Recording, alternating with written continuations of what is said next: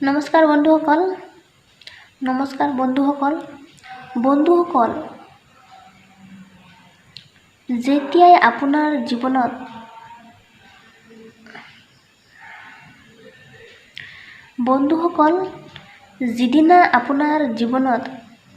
যিদিনা আপোনাৰ জীৱনত সমস্যা, দুখ, যন্ত্ৰণা, কষ্টই দেখা দিব, সেইদিনা বুজি ল'ব যে এতিয়া আপোনাৰ সঠিক সংকল্প লোৱাৰ সময় হৈছে। তেতিয়াই আপুনি বুজি ল'ব যে এতিয়া আপোনাৰ সিদ্ধান্ত লোৱাৰ সময় হৈছে।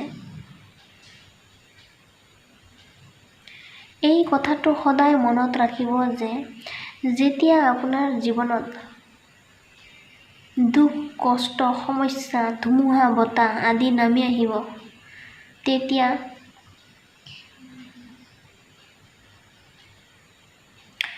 তেতিয়াই বুজি ল'ব যে এই প্ৰকৃতিয়ে আপোনাক কিবা এটা শিকাব বিচাৰিছে। এই প্ৰকৃতিয়ে আপোনাক কিবা এটা অভিজ্ঞতা দিবলৈ বিচাৰিছে।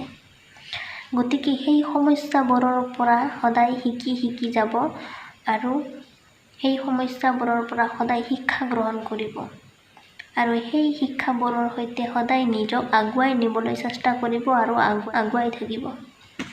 আপোনাৰ জীৱনত সমস্যা এনেই নাহে। ঠিক আছে বন্ধুসকল, প্ৰথমতেতো এইটো কথা মনত ৰাখিব। সমস্যা জীৱনত এনেই নাহে।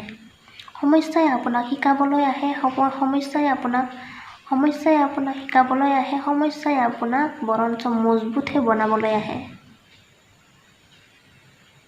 সমস্যাই কেৱল এটা কথাই কয় আপোনাক যে তুমি তোমাৰ জীৱনত অহা সমস্যাবোৰৰ পৰা শিকা। সেই যি সমস্যাবোৰ আহিছে তোমাৰ জীৱনত, সেই সমস্যাবোৰৰ পৰা তুমি শিকি যোৱা আৰু অভিজ্ঞতা আহৰণ কৰা, জ্ঞান লাভ কৰা